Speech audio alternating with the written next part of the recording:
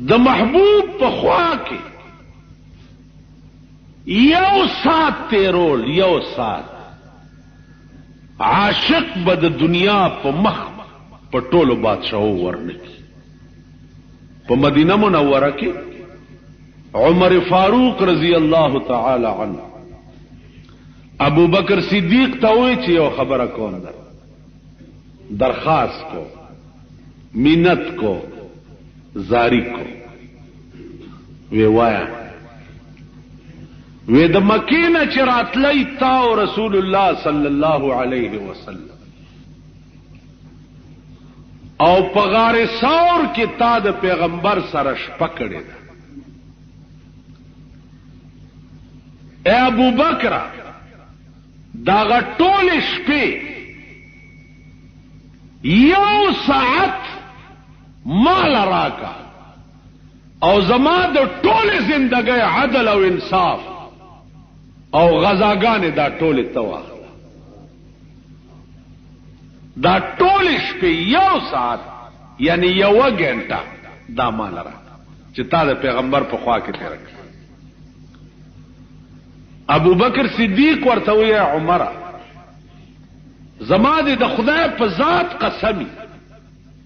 چې د پیغمبر هغه سر چې زما په پتون په غار ثور کې پروت چې د خدای ټوله خدای راکې چې د پیغمبر دغه سر یو سکند تعالی ده. یو بادشاہ قرآن لسته،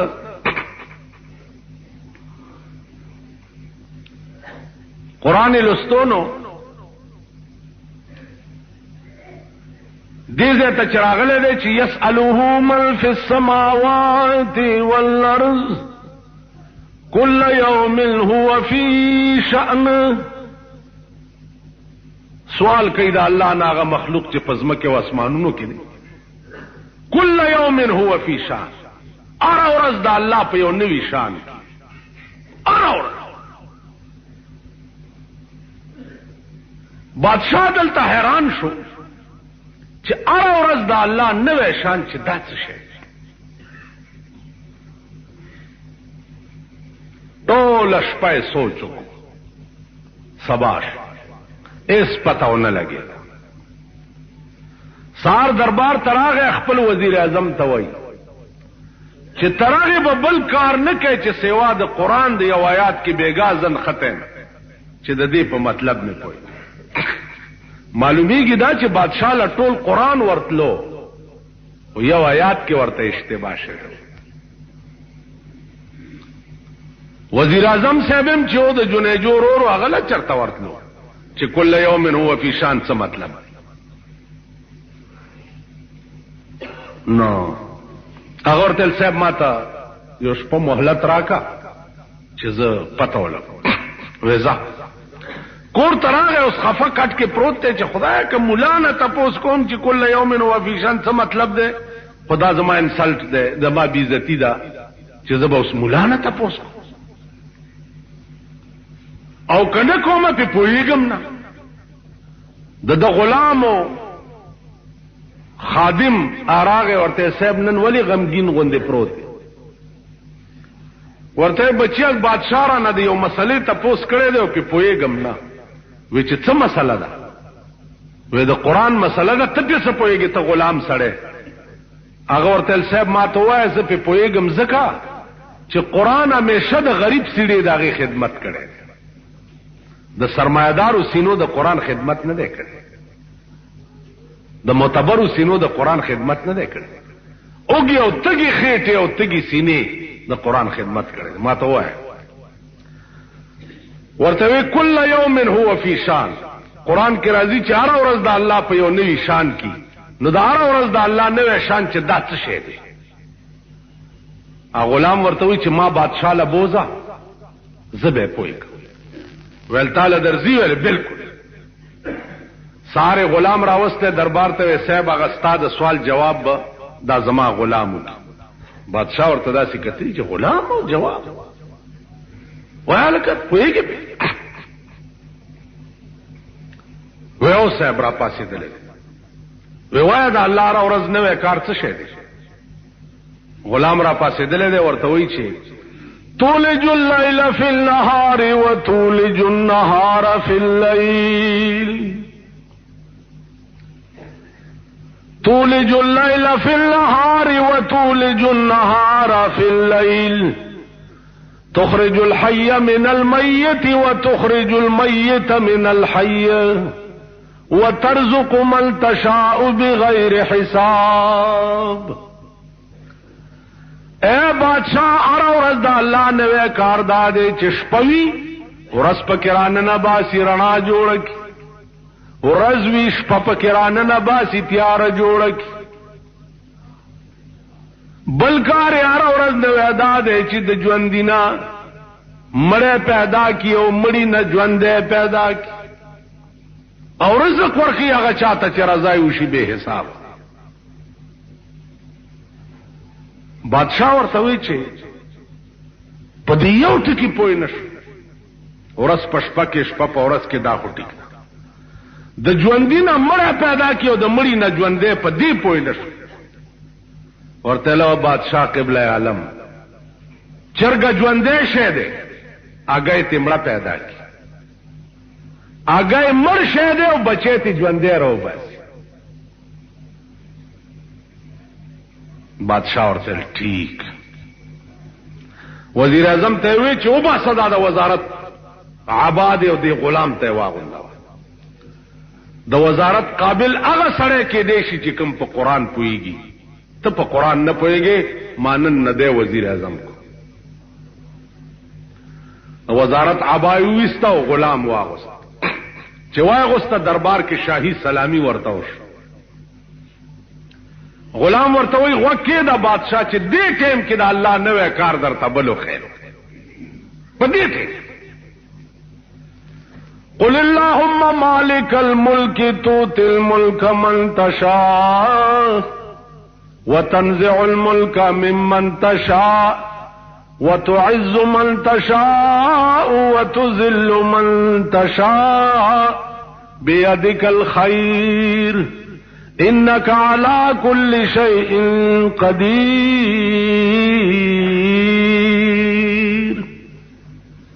ए बादशाह उम्मा गौरज दलानवरम न दे प्रेवते दे वजीर आजम ओजी गुलामम और पदे लग साथ के उसे जो वजीर आजम क्रम दाए जमा गुलाम दे वक्त अल्लाह नवे कार और दाकार वली उशो ज़कच इन अल्लाह आला कुल्ल शैन कदीर। अल्लाह पार्स इस कादिर पार्स पसिकंटूनों के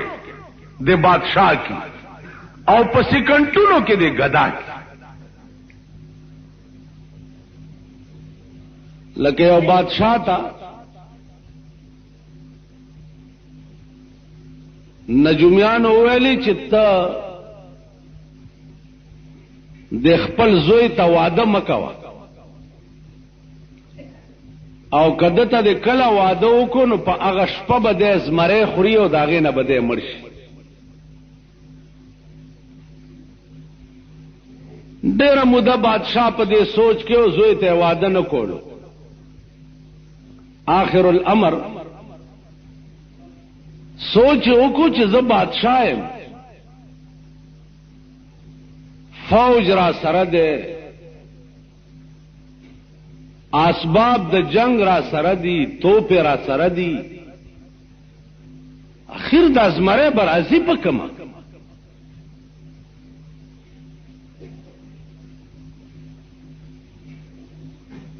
واده شروع کو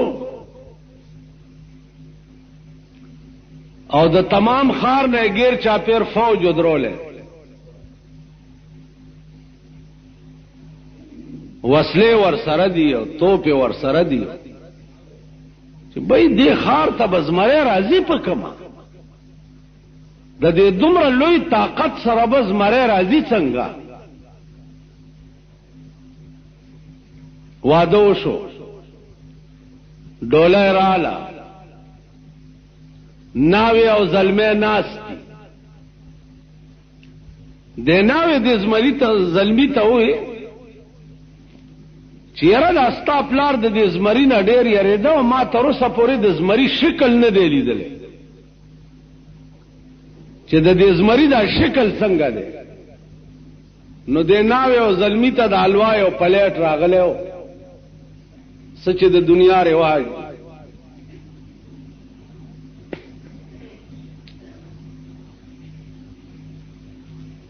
د هلک تیلی راواغستو او د حلوا په هغه پلیټ کې د زمري شکل جوړول شروع کړه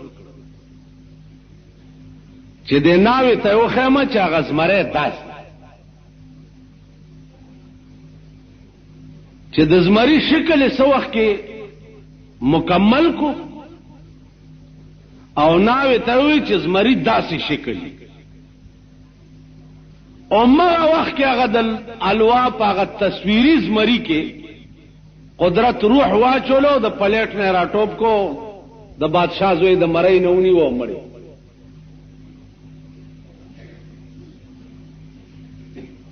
دنیا حیرانه شوه دا چل څه وشو. د ناوې څه چلو کو، ناوې ورته وی چل مل ما نه دی کړی، دا چل شوی.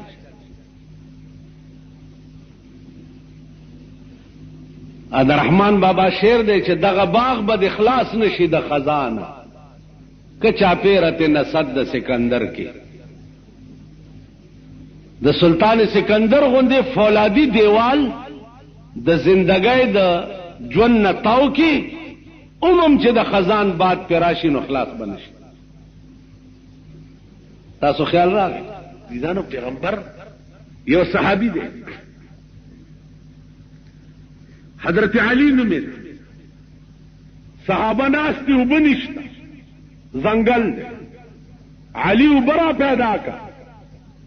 علی د غره نه اخوا لاړو چې ګورو یو چینه ده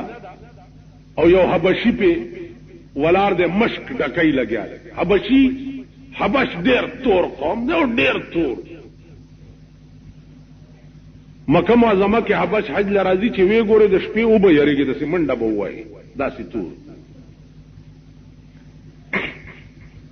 حضرت علی هغه حبشي ته وایي چې دا مشک لږ ماله راکه، زما محبوب اوبه غوښتي بیا درته راوړم. هغه ورته یو طرف ته شه. هغه وی لږ ساعت لا یو طرف ته شه. بس حضرت علی دې ځای نه ونیو هغه حبشي او مشک ته واغست او بونه ډک کو ورته دلته کېنه. صحابو ته اوبه راوړې، حبشي ورسره راغی. چراغه او یا اتیا صحابه دي ټول او د سنم په وکړه ویم سکله. پیغمبر داغه مشک په خله باندې داسې ګوتی خو او بتی راځي. د ټولو صحابه اوس کله او داس بیا چې مشک مغه سره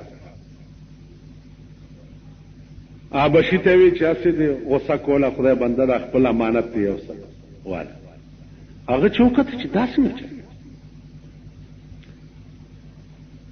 من هذا تسوق هذا محمد رسول الله صلى الله عليه وسلم هذا محمد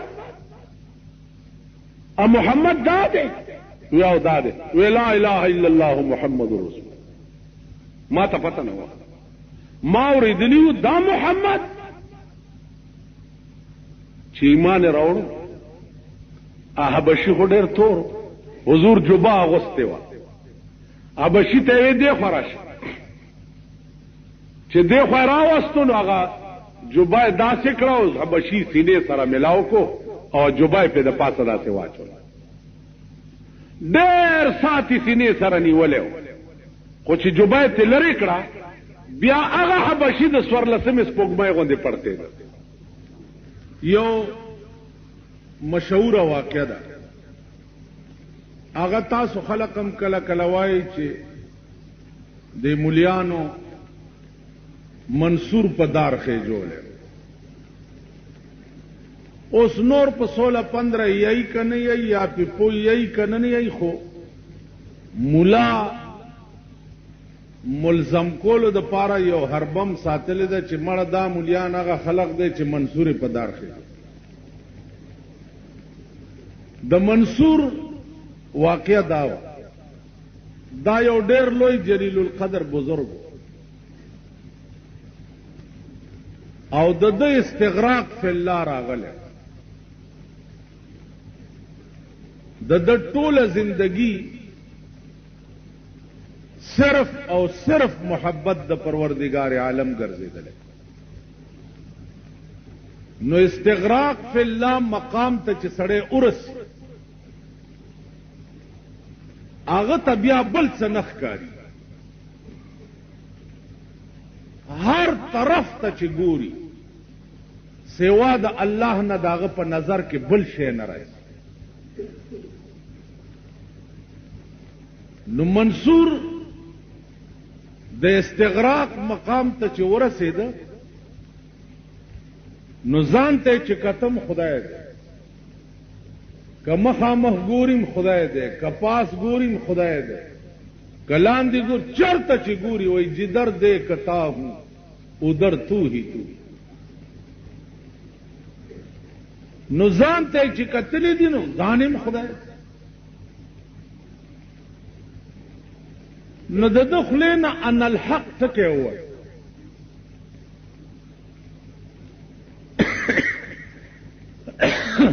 ان الحق معنا دا ده چې زه حق یم.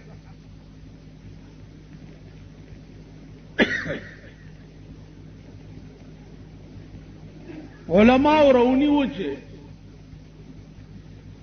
ته خدای خو نه یې د هغه پردو ته رسېدلی و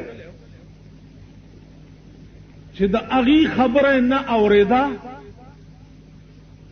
او نه د هغې جواب کو.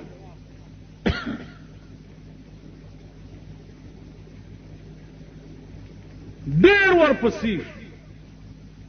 خو د ده په خوله بل اواز نه راتلو سوا د ان الحق. نو یو سړی چې ځان ته خدای ووایي نو په دارالاسلام کې داغه حکم دا دی چې داغه د سر قلم کړی شي. اندرون چې هر څه یې هغه به وي، لیکن په اعتبار د قانون سره د ده حکم دا دی چې د ده سر د قلم کړی شي.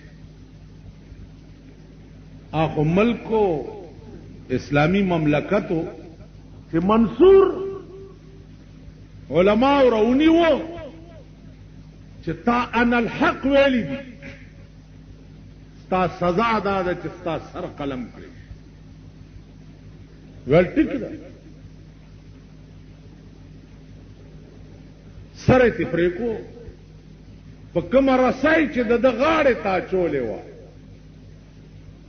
هغه رسۍ هم چغې والې ان الحق.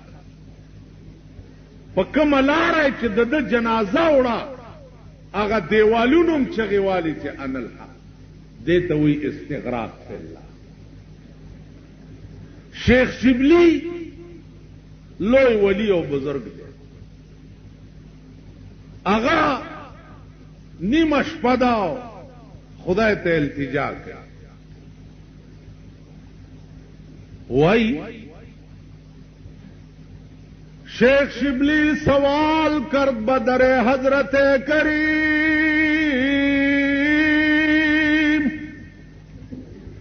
منصور را چرا بدار کر دیے رحیم. خدایا دا منصور دی پدار ولی وخی جوړي د خو ځان ته خدای نه وي. آواز ورته وشو چې منصور پدار منصور بود واقف اسرار سر دوست. منصور بود واقف اسرار سر دوست. ہر کس کے سر فاش کند ای سزائے اوست. منصور تیار د یاره رازونه خود او د یاره راز فاش. د عشق قانون داد چې پټ وي ښکارا به نه بادشاہ روټای کړي دا لوی لوی خلق راغوښتي امام ابو حنیفه رحمت الله علیه پکې راوغو اچراغه داسې د مولاتوب په جامو کې راغی نور ته بادشاہ ورغاړي وته ځان لکه دلته زمونږ صدر صاحب چې راځي تاسو وګورئ دا کم خلک چې وغواړي ایرپورټ ته یا روټای ته دوی د 3 ورځو نه د خانک سنډې ځان ته نیولي امام ابو حنیفه د مولاتوب په جامو کې ورغی بادشاہ ورته راپام نه سي هغه چې څوک مولا هغه هو دا خو لباسي روټای واپس راغی او لوی جوبای واچولا او لوی پټکه او امسای لاس کې ونیو را روان دي چې ور خاموش شو بادشاہ ولا را پاسې د امام ابو حنیفه راغی ورغاړي وته په خیر را لې صاحب دلته کې نه روټای چې کې خو شو نو امام صاحب دا لستونه دا سويستو پاتالو کې لستونه داسې بادشاہ ورته راغی صاحب دا ولې دا خو زما روټای نه ده د لباس روټای دا لباس می چې نو واغسته چې رالم تارا تسلیم شي مونږ کړ چې دا لباس می واغسته او رالم تر غاړې وته نو دا زما روټای نه ده د لباس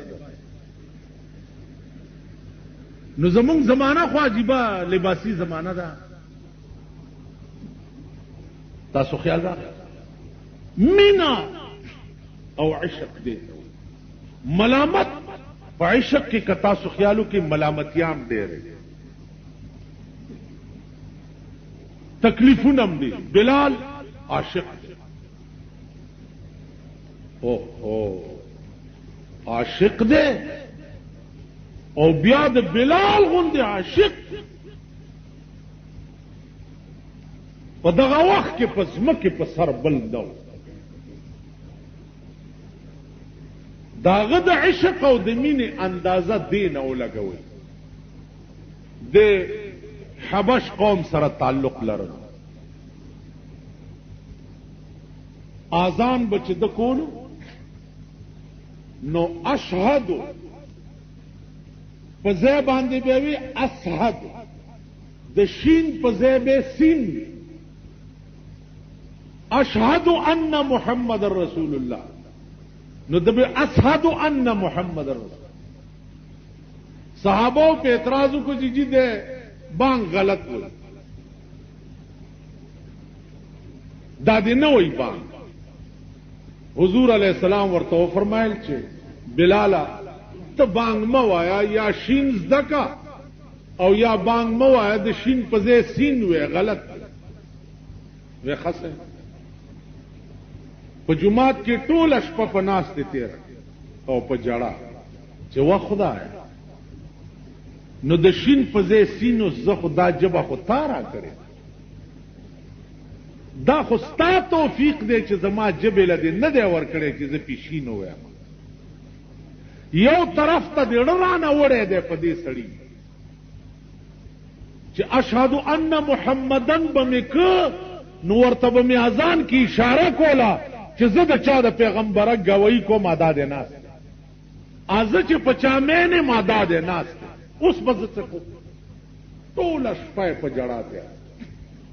عزیزانو شپه دومره وګدا شو چاړو تیرېدن نظام د کائنات ټول معطل شو شپه باندې تیریږي صحابه ډډه په ډډه چترا پاسه دراله رسول الله صلی الله علیه وسلم ته وایي چې نن د قیامت شپه ده شپه نه تیریږي مونږ خو حالات صحابه دا باس کولو پیغمبر سره چې جبرائیل راغی رسول الله صلی الله علیه وسلم ته وحی راوړه ورته وی حبیبا الله وای چې زما د خپل ذات باندې قسم وی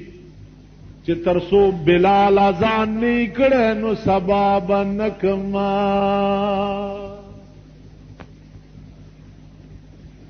اے پیغمبر ما ته د بلال سین پشین منظور دی سینې پشین منظور دا دې چې د اشهد په ځای اسهد وای نو الله وی د دا سین ماته د شین نه زیات بانګ بم دی. عبدالقادر جیلانی رحمت اللہ علیہ صاحب اغا درد پیدا ہو دمرا عبادت ہی کرے ہو کہ کم مقام تو رسیدو دا کوفی پہ جامع مسجد کی تقریر کی کہ سبحان الذی اسرا بعبده لیلا من المسجد الحرام.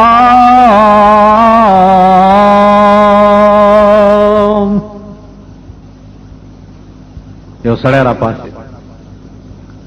وہ حضرت تو بیا ہوا ہے دیورتوی سبحان الذی اسرا بعبده لیلا من المسجد الحرام.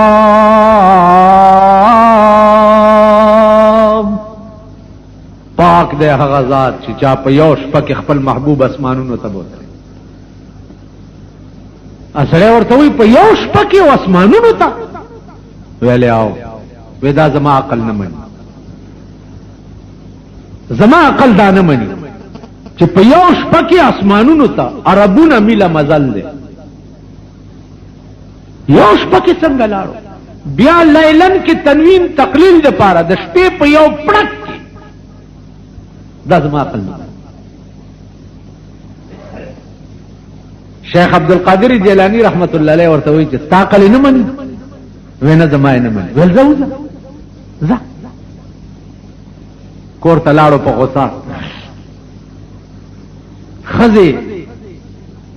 دغه کولا سرخه پیژنئ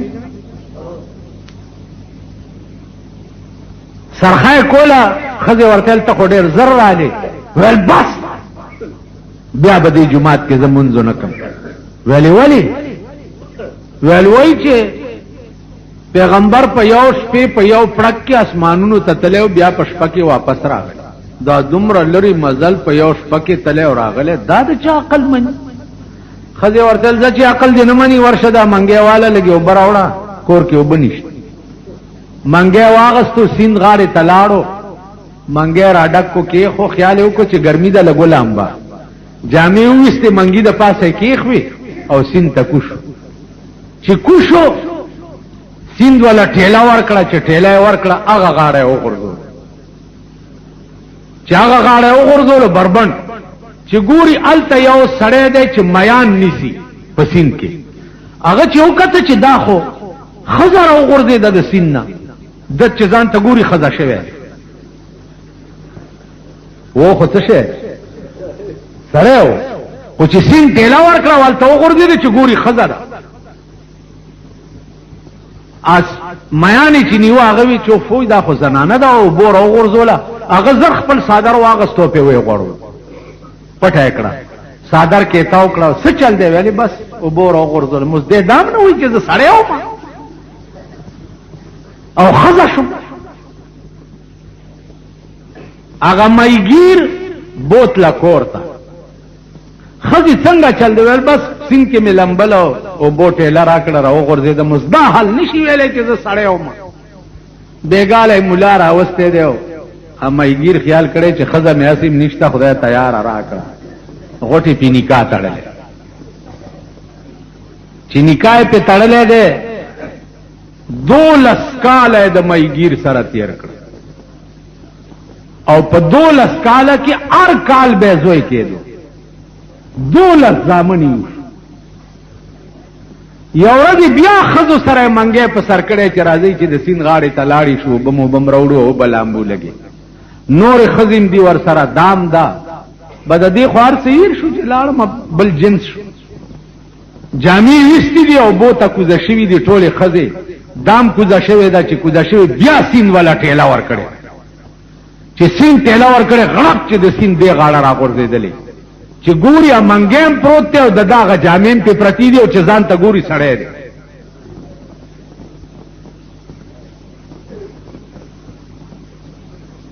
زره هغه جامې را واغسته وای غستی او کور ته چراغه خزه او مغه سي علاجی هغه سرخه کوي لګیا دا ورته دومره زر علی سین لا تله دومره زر علی دی ورته وی بیړه دی غر کشه د ما 12 زامنه مو شو ته وای چې زر علی لو مغه وخت خزه سرخه کولا لا اخلاص کړم نو مغه ټیم جمعات لمن ډکړه چې ګوري مغه ټیم د شیخ عبد القادر جیلانی په منبر ولاړ دی او دا آیات وای چې سبحان الذي اسرا بعبده ليلا من المسجد الحرام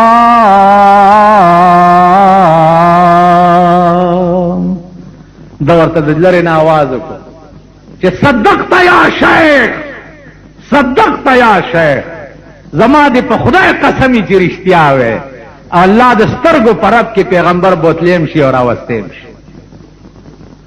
دا ورته आवाज وکړي نږدې راشه چې منځ شو خلق لاړ ځان سره کېنولو چې کیسه ته ده هغه ورته ما سره خدای چلو شو 12 کاله می تیر شو لا مغه ټیم دی وی الله ارڅ کولې شي کني شي کولې وی کولې شي وی چې الله ارڅ کولې شي او مغل تناستو او د شیخ عبد القادر جیلانی رحمت الله علیه په لاس بیعت کو او داغه مقبره ترجخت اس خخم دی علماء لیکي چې یو سړی ډېر زیات غریب و ډېر غریب نو بل څه چاره نه و سوا د دینه چې مطالبه وکړه د اسمان نه چې خدای مال مرګ راکړي اس پلار روان دی وای چې الا موت یباع فاشتریه الا موت یباع فاشتریه وهذا العيش ما لا خير فيه چرته مرګ شتا چې خرسيږي او زیواله ما دی ژوند نه مرګ خبر یو سړی ورپسې روان هغه واورید ویل ولی ویل بچی مم نهر دی او زم نهر هغه ولا یو روپای ورکړ ویل دا روپای والا خو مرګ ما غواړه دا روپای والا روپای هو زمانہ کې او ډیر شیو روپای ورکړه والا سړی لاړو څه زمانہ چې تیر شو دا چې د غریبۍ د وجې چا ځان لمرګ غوښتو دا د ملک وزیر اعظم شو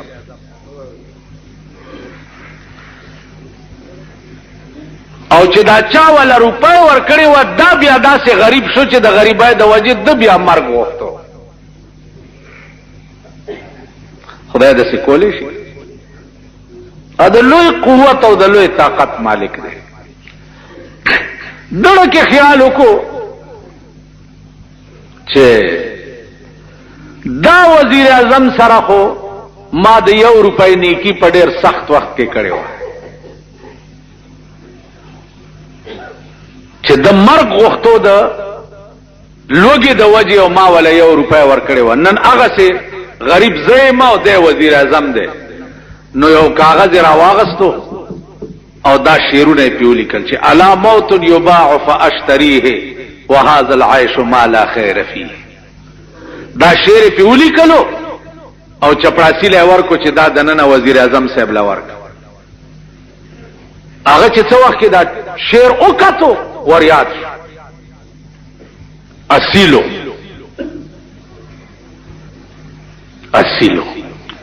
اصیل سړی سره چې نیکی وکي 1,00,000 کاله پسیم نه هېریږي او کمسل سره چې نیکی وکي د دروازې نه وته نه چې بیا هېر شي داسې ده کنه اصیل سړی سره نیکی وای ایچ شوریس کے در دور قمر میں بینم اما فاق پر از فتنہ و شر میں بینم توق زری ہم در گردن خر میں بینم اصیل یو خو اصیل سړی بدی حیا نه اخلي شرمای بدنا رسواکای بدنا او کمسل سړی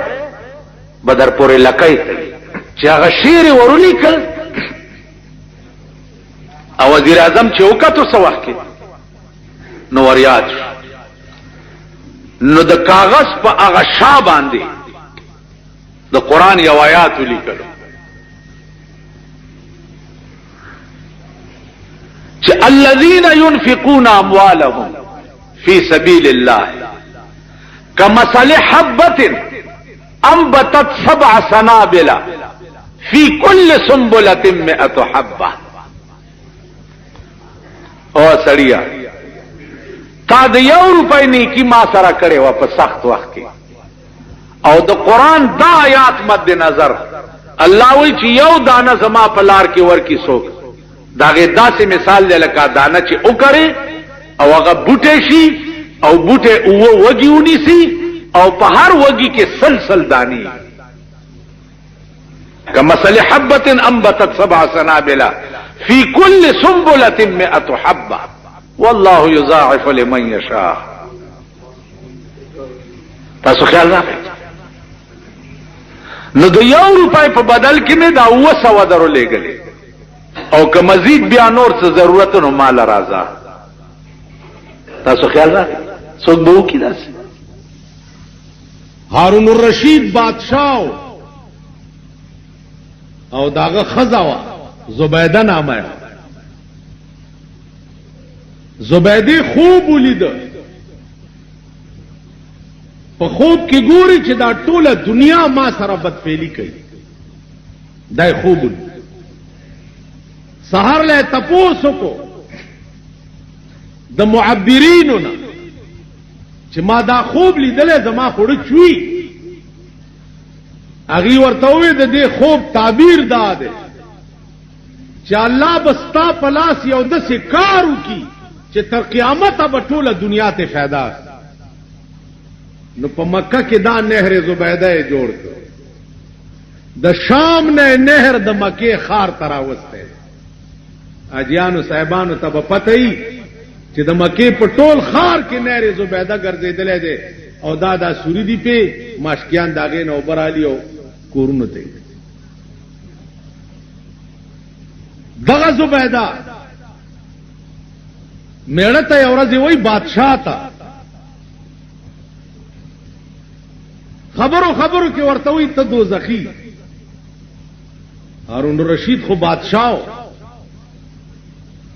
چې خزه ورته وای دوزخی نو بادشاہ ورته وای چې وا خزه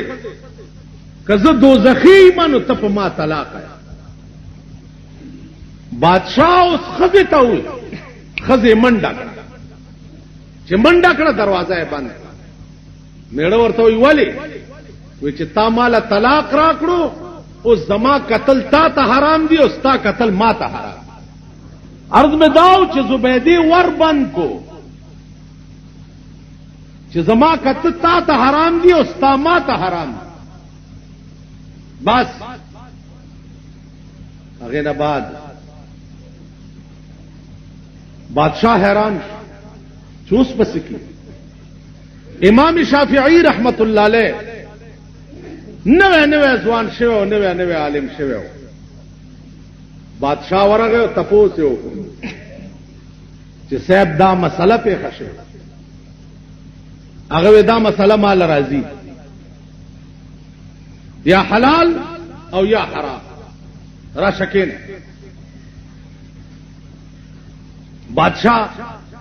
ورته الوایسه ورته نه دسی چرته ته پتاخ ناس او زلان دیما او پختنه د دین د مسلې کې تخت نراکوشه ته په دې زمکه کېنا او زب په دې تخت کېنم بیا تاسو کو زب درته جواب ده. هارون الرشید را پاسې د تخت نراغه په زمکه کېنا او امام شافعی لاړو په تخت کېنا. د هارون الرشید ایمان وګوره او د امام شافعی ایمان وګوره. امام شافعی په تخت کې ناست ورته بادشاہ پاس ودرېګا وای اوس تپوس کا وې دغه سي چل شي خزرات تداب ویلی دوزخی او مال کزه دوزخیم ته په ما طلاق ہے او زما دوزخی او جنتی څه پته بلګي چې زه دوزخیم کې جنتی خدا پچا چاته لګي څو مونږ به دوزخ ته ځو که جنت ته. امام شافعی رحمت الله علیه ورته ودا مسله مال راځي 300 کرته د سر نواله تر اخره پورې پټول قران نظر واچو 300 کرته ځکه چې ته ټول قران یادو نو د الحمدلله تر والناس پورې بداسي پتلو راتلو تلو چې په عمر کې دي چرتا د خدای د یاري جړلې دي په عمر کې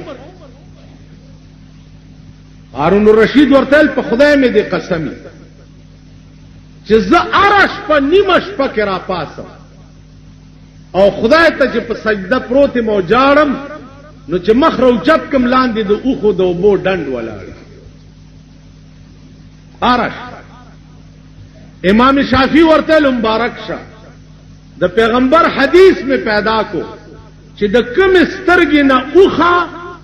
دومره روزي چې د مخ تیرا راشي د مخ قدرې تا بد سترګې نه راتوي شو د مخ تیرا شي یو اوخه نو په قیامت کې به رسول الله وی چې دا سړی خدای دوزخ ته نه او په دې سترګې به عمر له دوزخ حرام نو د پیغمبر د دې حدیث مطابق ما فتوا درکړه چې ورشه پتا خزا طلاق نه ده ځکه چې ته جنتی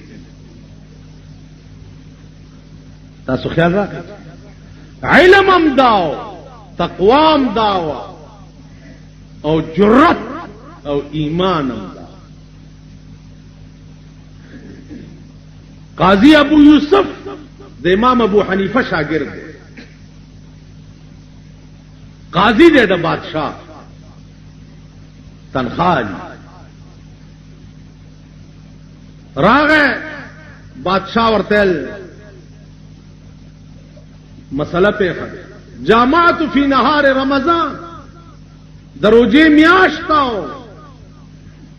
غلطی را نه وشو روزه مې وخوړه قاضی ابو یوسف ورته وی علیک ان تصوم شهرین متتابعین دو میاشتې به پرله پسې روزي نیسي هغه ورته بارک الله فی علمک بارک الله لاړو چالاړو نور قاضیان ورته وی چې صاحب ته خو خطا شوې په کفاره کې خو ترتیب دی اول مریا آزادول دي کمریا نه بیا دو میاشتې روزي دي کاغه نه بیا شپېتو مسکینانو له دوه ټیمه روټای ده نو تا د مرئی خبره ورته نه کو د روزو دی ورته قاضی ابو یوسف ورته تاسو پوهیږئ نه قمقل یې اخو بادشاہ دې زرګونه مریونه دی ورسره که اوس مې ورته ویلې چې مریا آزاد کا نو په ټولو روزو کې یو نه نیو بسره ورځ به مریا آزادولو بس چې څه خو هوا به کو نه دله د څه فتوا ورکړه چې د ملا ډوکی و دردي چې د د یاد چې بیا په روزه کې روزه په قصد نه کوي نو بادشاہ لا او دا د پیپل منډه سنداګانو لبه د غید شان مناسب فتوی ورکه حضرت عمر را روانو ماشومان لوبه کول امام حسین پکيو ماشومان منډه کې عمر راغ امام حسین आवाज کو چې منډه موای دا عمر خو زمون غلام دې دین تاسو ولي رېږي حضرت عمر دا خبر واورید چې حسین وای چې عمر زمون غلام دی عمر په جړا شو په منډراغه حضرت حسین په غیږ کو او نیغه د حضرت علی کور ته بوتلو حضرت علی ته وی دی حسین یو خبره کړي دا داولی کا او تم په دسخطو کا او دنم په ګوتا لگاو ما سی ویلی وی ما شومانو منډه والی چې عمر راغه او دوی چې منډه مو وهي عمر زمون غلام دی داولی کا په کاغذ چې حسین ویلی دی چې عمر زمون غلام دی حضرت علی ورته عمر پرې دا خدای بنده د ما شومانو خبرو نه څه جوړای ورته علی په خدای مې دی قسم وی چې دا خبره دی لیکلی نه یو د حسین دسخط مې پکړې نه چې پرې ندما حضرت علی دا مضمون لیکلو چې حسین وای چې عمر زمون غلام دی او د امام حسین ګوتای په ولګول ماشو حضرت علی ورته وی د خدای بنده د دې صد فاروق و علی دام وصیت ته چې کله زمړ شما نو په لحد کې بدغه کاغذ زما پسینه کې د یو خخت برا پسې بند کړي ملائکی چې تپوس تراشي او ما نه تپوس کوي چې عمر په دنیا کې دې څه کړیو نو زب ورته ما چې مال څه تپوس کوي زخم راو ما عمره چې کومه غلطي وکړي نو پښتنه د مالک نه کیږي دا کاغذ وګورئ زه د امام حسین غلام ما که زما متعلق څه پښتنه کوي نو حسین نه یو کوي په دې بزان خلاصو علما لیکي چې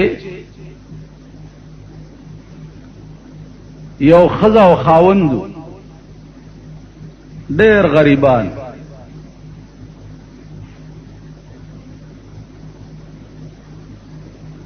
او داغه ملک بادشاہ چو نو داغه متعلق دا مشهور وا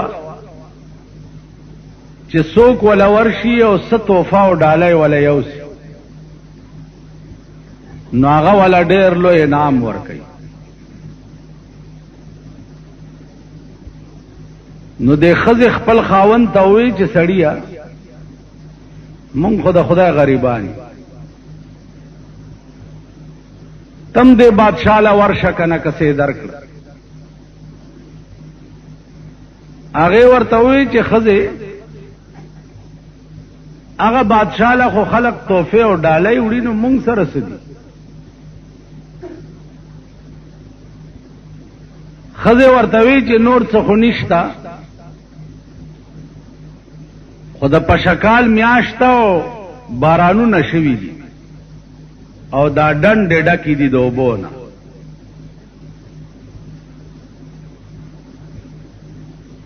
نو دینه بدر ته منګه ډک کما سر به او تړم او دا ول د خپل ملک توفه یو ول ډېر خدای منګه د ډنډې دوبونه ډکړې دي او سره ول تړلې دي او بادشاہ چو ناغه د 2 میاشتو په مزل لري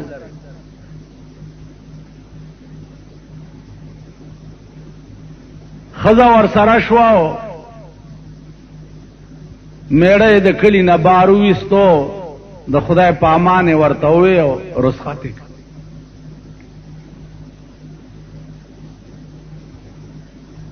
دا کور ترالو او دسه وک او په مصلا ودرې دا او 2 رکعات نفل یو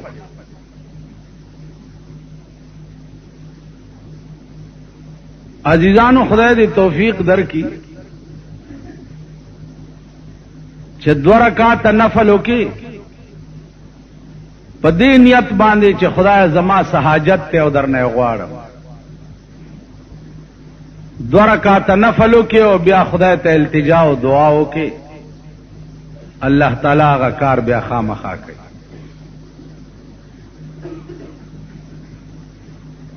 نفل وکړه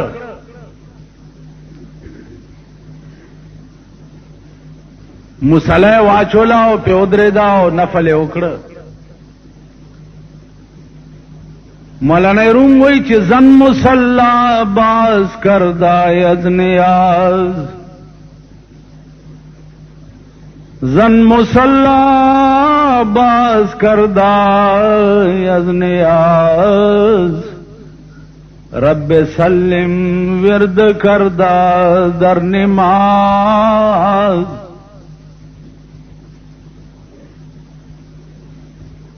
خزی مصلا واچولا په مانځ کې دعا وکړه څه دعا وکړه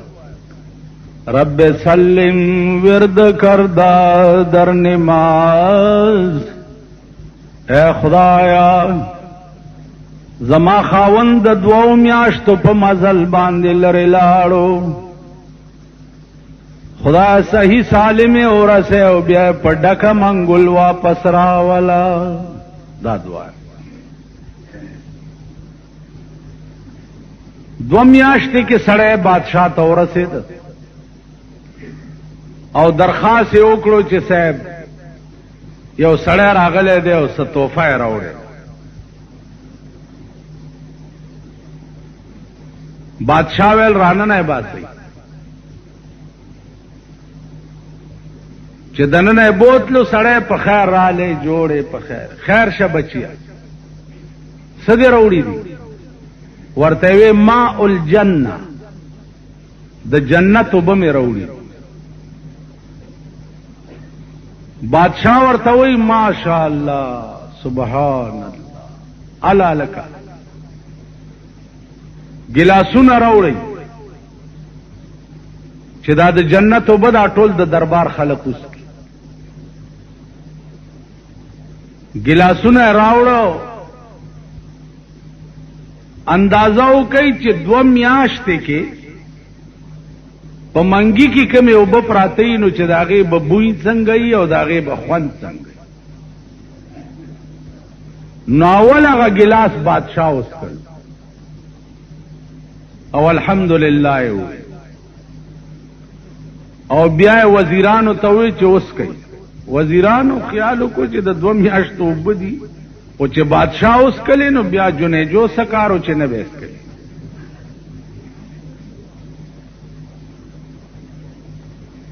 نو وزیرانو هم ټولو هغه ګلاس وڅښلو چې ویې څښلو نو اوس بادشاہ دې سړي ته وایي اسې دا ټکی یاد لرئ چې دا عظیم انسانیت دا څومره اوچت شي. بادشاہ ته ګوره او د څښا اوبو په عوض کې دې سړي سره خبرو ته ورته وی وسړیه دا تا خو دومره لوی عظیمه تحفه راوړې وه چې په خدای قسم که ما سره د دې قیمت شته چې زه یې تاله درکړم. خو زه د دې په بدل کې به یو حقیر غوندې شی زم درکړم. حکم یې وکړ چې دا سړی خزانې ته بوځئ او دا منګی ورته د سرو زرو ډک کړئ او بیا یې د دریای دجله په دې غاړه باندې دا سړی تیر کوي. دا ورته وښایئ چې دلته اوبه وګوره دریابونه بیږي دلته قیمت ستا د اوبو نه و دلته قیمت ستا د دې اخلاص. ارې ګناه ته چې ورځې نو ته به وایې چې زه خو مړ خو دا ګناه نه کوم. لکه رسول الله صلی الله علیه وسلم ته یو سړی راغی وی صاحب ما ته داسې یو ټکی وښایه چې زه په هغې عمل وکړم او په جنت ته لاړ شم. ارې ګناه نه نشم منې کېدی خو یو ټکی راته وښایه. ویل بچیا دروغ مه وایه دروغ مه وایه. ویل بس غلا پسې تلی دی خیال یې کړی دی چې که د پیغمبر مجلس ته لاړې هغه ته خو خدای هر څه ښیي او راته ووایي چې تا خو غلا کړې ده نو خلق به وایي چې هوی دا خو غل دی او که ویم چې نه مې دا کړې نو د دروغو نه مې توبه ویستې ده دروغجن به شم. غلا یې پرېښې زنا پسې تلی دی هلته دا تصور ورغلی دی چې که پیغمبر تپوس وکړو چې تا خو زنا کړې ده که ویم چې نه مې دا کړې هلته مې دروغو نه توبه ویستې ده او که ویم چې کړې ده نو خلق به وایي چې دا خو زناکار. ټول ګناهونه یې په دې یو توبه پرېښو. تسبیح هم لاس نیکمی بزرگمی او چې پردی مال پې پیښ شي الله دې امان راکړي. عزیزانو پردی مال دا واور یوه پیسه دی چې پردی په گردن پاتې شو یوه پیسه په قیامت کې به الله وایي چې ټول ګناهونه دې معاف دي جنت ته ځه خو د دې سړي یوه پیسه در باندې وه ورکه نو بیا ځه دی به منډه کی چې ما سره خو پیسې ډېرې وي نو هغه پیسه به د جهنم په بیخ کې ورته ښکاره شي. تفسیر ابن کثیر لیکلی دی چې دی به ورپسې ورټوپ کی پیسه به راوالی چې پاس راځي نو پیسه به بیا وروغورځي او یا زره کاله به دغسې غوپې په جهنم کې په یو پیسه یوه لیشت ځمکه دی چې پردی لاندې کړې وه یوه لیشت ځمکه دا اووه واړه طبقه ځمکه به دې په غاړه کې وي او خدای ته به پیش